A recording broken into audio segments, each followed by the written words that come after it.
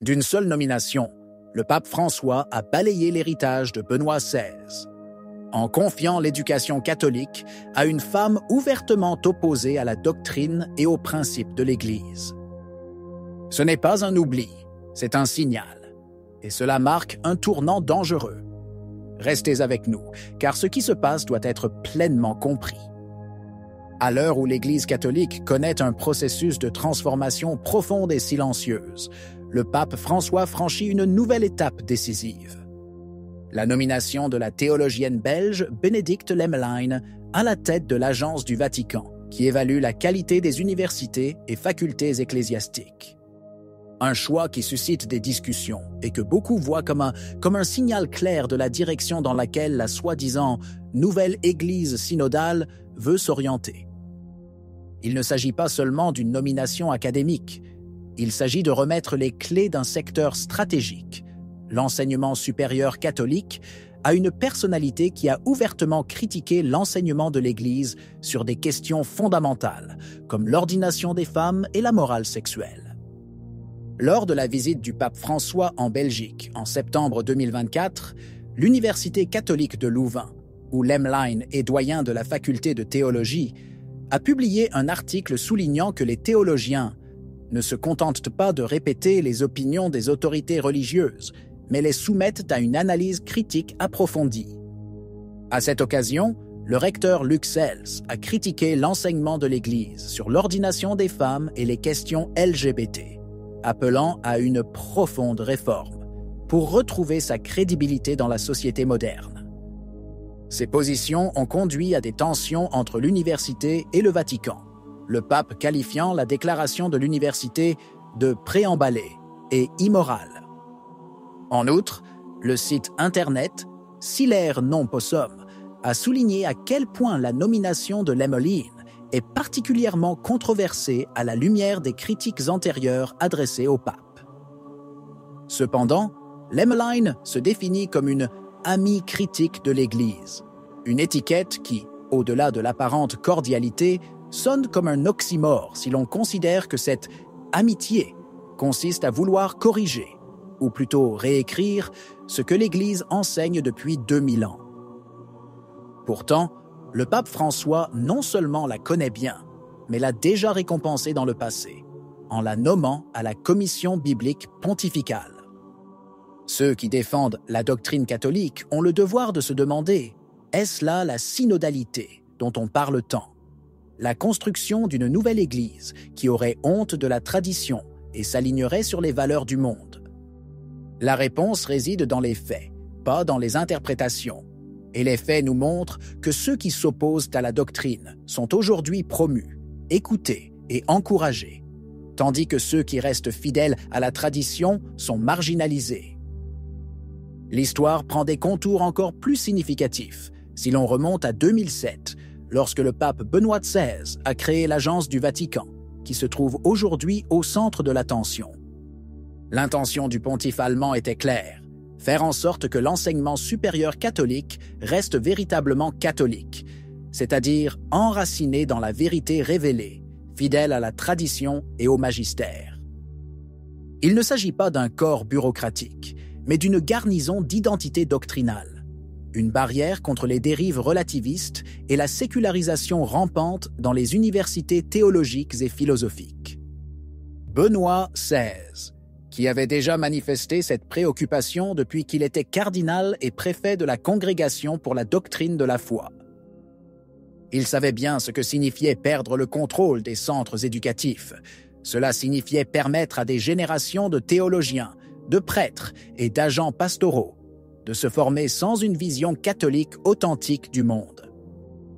C'est pour cette raison qu'il avait promu une réforme sérieuse et profonde de l'enseignement supérieur ecclésiastique, avec des règles claires et des critères rigoureux de fidélité à la doctrine.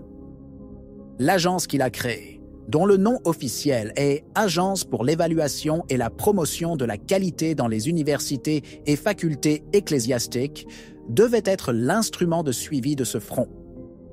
Il s'agissait d'empêcher que les facultés de théologie ne deviennent des foyers de dissidence déguisés en milieu universitaire. En d'autres termes, Benoît avait vu loin. et il avait agi en conséquence. Aujourd'hui, cette même agence est confiée à une personne qui a démontré qu'elle ne partage pas la position théologique de l'Église sur des questions fondamentales et qui se qualifie elle-même de « amie critique » du catholicisme. Il s'agit d'un renversement complet du projet initial, d'un bastion de loyauté à un instrument de changement.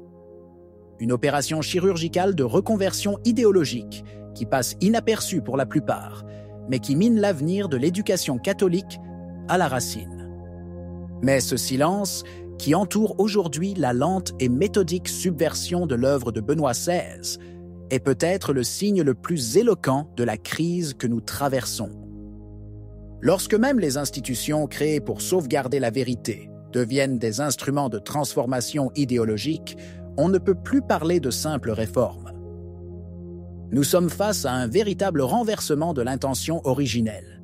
Ce qui était censé protéger l'identité catholique est désormais guidé par ceux qui contestent cette même identité, la relativisent et la dépassent. Et il est impossible de croire qu'il s'agissait d'un oubli. Le pape François connaît bien cette réalité.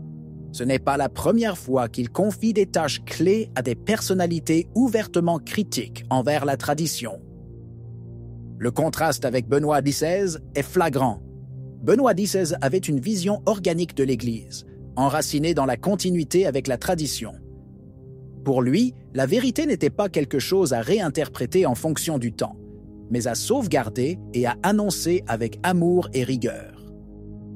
Liturgie, théologie, éducation. Tout devait être fidèle au Depositum Fidei. Le pape François, en revanche, a adopté la logique de l'innovation pastorale, qui en réalité se traduit souvent par une soumission culturelle au mode du monde. Le cas de l'Agence du Vatican pour la qualité de l'éducation n'est qu'un symbole, mais un symbole puissant. C'est le thermomètre d'une bataille bien plus grande, celle de l'âme de l'Église. D'un côté, il y a ceux qui croient que l'identité catholique est quelque chose de non négociable. De l'autre, il y a ceux qui la considèrent comme un projet provisoire à adapter continuellement. Et aujourd'hui, malheureusement, le pouvoir institutionnel semble pencher vers la deuxième vision. Et ainsi, dans ce climat de victoire apparente de la pensée fluide et adaptable, la mémoire de Benoît XVI se dresse comme un avertissement silencieux et profond. Il n'était pas nostalgique du passé, comme certains tentent encore de le dépeindre aujourd'hui. Il était plutôt un gardien de la continuité, un intellectuel qui avait compris avant beaucoup d'autres qu'une Église qui s'éloigne de sa tradition devient la proie de l'arbitraire et du sentimentalisme.